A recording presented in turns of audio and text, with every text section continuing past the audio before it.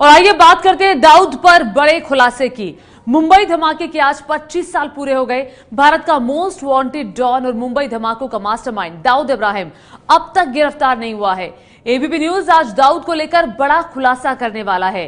ABP news संवाददाता ओम प्रकाश तिवारी ने दाऊद को बहुत करीब से जानने वाले पूर्व आईपीएस अधिकारी नीरज कुमार से बात की है। नीरज कुमार ने बताया है कि दाऊद भारत आना चाहता है, सरेंडर करना चाहता है। ये सभी खबरें सिर्फ अफवाह हैं, इसमें कोई दम नहीं है। नीरज कुमार का दावा है कि दाऊद अब भी पाकिस्तान के कराची शहर में है और वो अब भी सट्टेबाजी और मैच फिक्सिंग के गोरख धंधे में सक्रिय है। बल्कि इतना ही नहीं, दाऊद सट्टेबाजी का रेट भी पाकिस्तान में बैठकर ही खोलता है। पाकिस्तान में बैठकर ही ये रेट खोलता है सट्टेबाजी का। अभी भी वो कराची में है। नीरज कुमार से कई साल पहले दाऊद ने फोन पर बात की थी और दिल्ली के पूर्व कमिश्नर और सीबीआई के अफसर रह चुके हैं नीरज कुमार, जिनसे बात की है एबीपी न्यूज संवाददाता ओम प्रकाश तिवारी ने। मुंबई धमाकों के 25 साल पूरे। 12 मार्च 1993 का वो ब्लैक फ्राइडे। सिलसिलेवार धमाकों में मारे गए थे 257 लोग। मुंबई धमाकों का मास्टरमाइंड दाऊद अब भी गिरफ्त से बाहर। डॉन दाऊद पर एबीपी न्यूज का बड़ा खुलासा। जी हां, डॉन दाऊद इब्राहिम पर यह बड़ा खुलासा आपको बताएंगे, दिखाएंगे, लेकिन आइए उससे पहले आपको बताते हैं जिन नीरज कुमार ने दाऊद इब्राहिम पर इतना बड़ा दावा किया है वो नीरज कुमार दरअसल है कौन। नीरज कुमार का दावा दिखाने से पहले ये देखिए, नीरज कुमार पूर्व आईपीएस अधिकारी रह चुके हैं जिन्होंने खुलासा किया है। दिल्ली के पुलिस कमिश्नर रह चुके हैं नीरज कुमार, सीबीआई के पूर्व अधिकारी है। नीरज कुमार से ही दाऊद ने फोन पर बात की थी। नीरज कुमार दाऊद पर एक किताब भी लिख चुके हैं जिसका नाम है डायल डी फॉर डॉन। तो ये नीरज कुमार की शख्सियत जिनसे बात की है एबीपी न्यूज ने, और इन्होंने ही ये बड़ा खुलासा किया है। और आइए अब आपको वो बड़ा खुलासा दिखाते हैं जो नीरज कुमार से बातचीत के दौरान हुआ है। 12 मार्च 1993 को देश में पहला और सबसे बड़ा आतंकी हमला हुआ था, लेकिन इस हमले का मास्टरमाइंड दाऊद इब्राहिम 25 साल बीतने के बाद भी फरार है। दाऊद इब्राहिम को सबसे ज्यादा नजदीक से जानते हैं पूर्व आईपीएस ऑफिसर नीरज कुमार। नीरज कुमार साहब, सबसे पहला सवाल कि 25 साल बीत चुके हैं, लेकिन क्या दाऊद भारत आ पाएगा? देखिए, बतौर पुलिस ऑफिसर मैं हमेशा होपफुल रहूँगा, ऑप्टिमिस्टिक रहूँगा कि वो भारत लाया जाए। अब इसमें कितना समय लगता है, कब वो घड़ी आती है, ये कहना मुश्किल है, लेकिन सारी सरकारी एजेंसीज़ की ये बेहतर कोशिश है और निरंतर प्रयत्न है कि वो जल्दी से जल्दी भारत आ सके। आपने बेहद नजदीक से दाऊद को चेज किया है, क्या कोशिशें हो रही थी और अब आपको लगता है कि जो कोशिशें हो रही हैं उससे वो आ जाएगा? एकदम स्पेसिफिक सवाल सर, क्या आ पाएगा?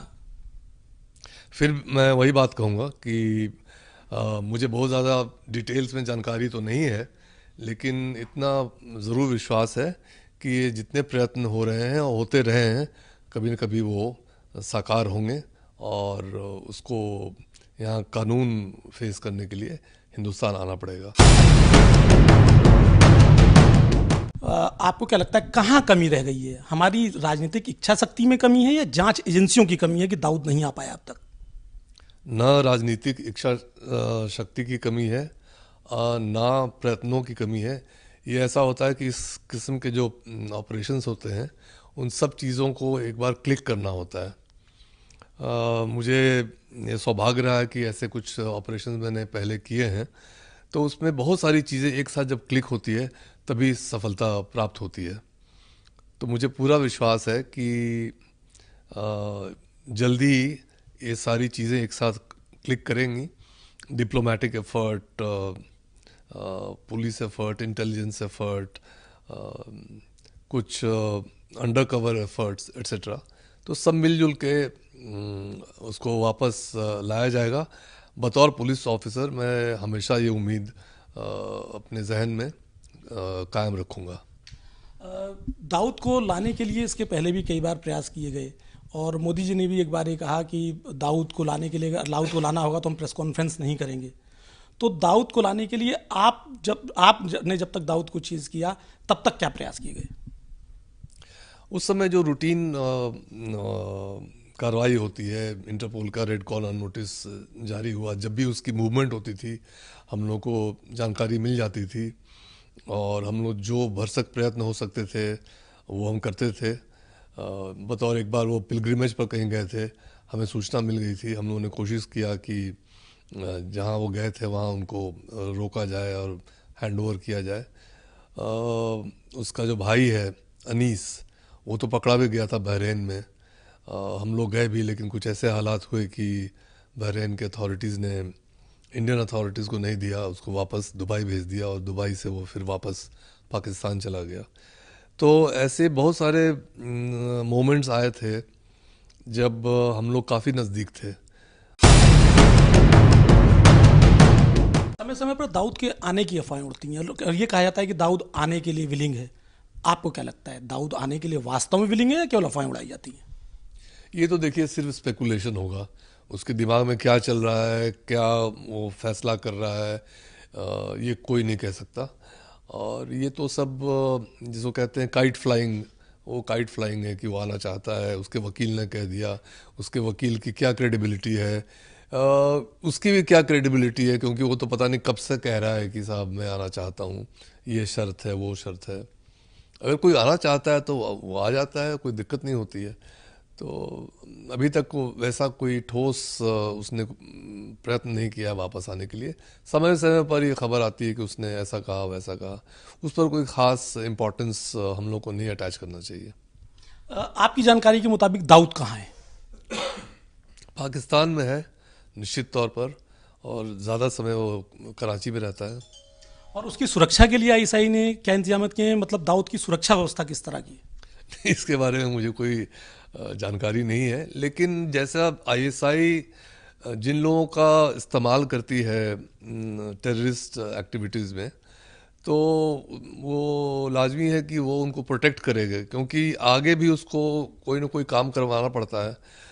तो अगर उनको प्रोटेक्ट नहीं करेंगे तो फिर आगे उनके लिए कौन काम करेगा? तो मेरा मानना है कि उन पर वो ऑब्लिगेटरी हो जाता है प्रोटेक्ट करना। और एक और इसका पहलू है कि अगर वो प्रोटेक्ट नहीं करेंगे और किसी वजह से किसी और एजेंसी के, किसी और फॉरेन एजेंसी के हाथ में आ जाता है वो, तो फिर ये साबित हो जाएगा कि वो पाकिस्तान में था। तो जाहिर है कि वैसी स्थिति वो नहीं आने देना चाहेंगे। पाकिस्तान में रहने की वजह से ही वो सुरक्षित है, पहली बात तो ये है। उसके अलावा कोई ऐसा ना हो कि कोई उसको मार दे, कोई इंटरनल राइवलरी की वजह से कोई उस पर हमला कर दे, तो उसके लिए एक फिज़िकल सिक्योरिटी का रिंग उसके इर्द गिर्द ज़रूर रहता है और रहता होगा, ये मेरा मानना है। एक बार दिल्ली पुलिस ने भी या कहा है कि भारतीय एजेंसियों ने भी उसके ऊपर ऐसी खबरें आई थी कि उसके ऊपर फिदाइन अटैक कराने की बात हुई थी, जिसमें बॉम्बे के कुछ लोगों का नाम था। तो उस समय दाऊद को लेके क्या, क्योंकि ऐसा कहा जाता है कि आप भी उस ऑपरेशन में शामिल थे? नहीं, ये सही नहीं है और ना मुझे इस ऐसे ऑपरेशन के बारे में जानकारी है। तो दाऊद से जुड़ी हुई बहुत सारी जानकारियां पूर्व आईपीएस अधिकारी नीरज कुमार ने दी है। उनका कहना है कि इस दावे में बिल्कुल सच्चाई नहीं है कि दाऊद भारत आना चाहता है, ये महज एक कोरी अफवाह है। मैच फिक्सिंग की दुनिया में भी दाऊद सबसे बड़ा नाम रहा है। पूर्व आईपीएस नीरज कुमार का दावा है कि दाऊद आज भी मैच फिक्सिंग और सट्टेबाजी में सक्रिय है। दाऊद को आपने लास्ट पकड़ा था मैच फिक्सिंग के मामले में, तो क्या दाऊद मैच फिक्सिंग अभी भी करा रहा है? करा रहा होगा, मुझे आश्चर्य नहीं होगा कि अभी भी करा रहा है, क्योंकि उसमें कुछ करने की ज़रूरत नहीं है। एक टेलीफोन कनेक्शन चाहिए और वहाँ से बैठे बैठे आप अपना हुक्म दे सकते हैं अपने लोअर लेवल के लोगों से, वो आगे आपका हुक्म जो है उसको कार्यान्वित करेंगे। तो मुझे आश्चर्य नहीं होगा अगर वो अभी भी करा रहा है। ऐसा भी क्या गया कि मैच फिक्सिंग के रेट दाऊद खोलता है, ये आप लोगों की जांच में संभवतः बात सामने भी आई थी, तो क्या ये सही है कि दाऊद मैच फिक्सिंग के रेट भी खोलता है? मैच फिक्सिंग के नहीं, बेटिंग के रेट्स, ऑड्स वो खोलता है, लेकिन वो ऐसा नहीं है कि उसके दिमाग में जो आ गया उसने ऑड्स खोल दिया। वो सबसे कंसल्ट वगैरह करके अपने साथियों से जो जिनको ये जानकारी होती है, तो तभी खोलता होगा, ये मेरा मानना है। और जो सबसे बड़ा सवाल, मुंबई धमाके के 25 साल हो गए हैं, क्या पीड़ितों को कभी इंसाफ मिलेगा? क्या दाऊद भारत आएगा? उसे सजा मिलेगी? नीरज कुमार ने इस पर क्या कहा, जरा वो भी सुन लीजिए। तो सबसे बड़ा सवाल ये कि दाऊद ने जिन लोगों को मारा है, क्या उन लोगों को न्याय मिल पाएगा? ऐसी कोई उम्मीद आप देखते हैं सर? मैंने शुरू में ही कहा कि बतौर पुलिस ऑफिसर मैं हमेशा, मेरी उम्मीद कायम रहेगी और मुझे विश्वास है कि कभी न कभी वो जो सारे एफर्ट्स हो रहे हैं, सारे प्रयत्न हो रहे हैं, वो रंग लाएंगे। दाऊद ने आपके नौकरी के आखिरी दिन फोन करके आपसे कहा कि साहेब, अब तो मेरा आज तो रिटायर हो रहे हैं, पीछा छोड़ दीजिए। तो क्या आपको लगता है कि आपने दाऊद का पीछा छोड़ दिया या दाऊद आपका पीछा कर रहा है? नहीं, मैं, वो आखिरी दिन नहीं था, रिटायर होने से कुछ समय पहले का फ़ोन कॉल था। क्या बोला था? उसने ये कहा था कि अब तो आप रिटायर होने जा रहे हो, अब तो पीछा छोड़ दो।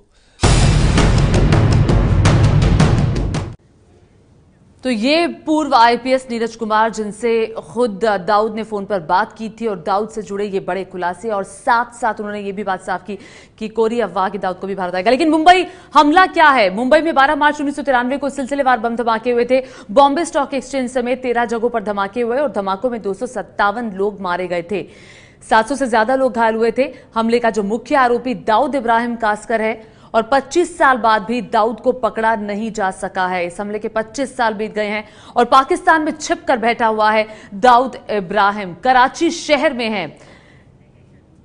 लेकिन दाऊद इब्राहिम है कौन, जिसकी तलाश लगातार भारतीय एजेंसियां करती रही है? देश का मोस्ट वांटेड है दाऊद इब्राहिम, मुंबई धमाके का गुनहगार, मुख्य आरोपी है दाऊद। 28 साल से दाऊद को किसी ने नहीं देखा। पाकिस्तान से ही वो डी गैंग चला रहा है। दाऊद का जन्म 1955 में महाराष्ट्र के रत्नागिरी में हुआ था और 62 साल के दाऊद को पाकिस्तान ने पनाह दे रखी है।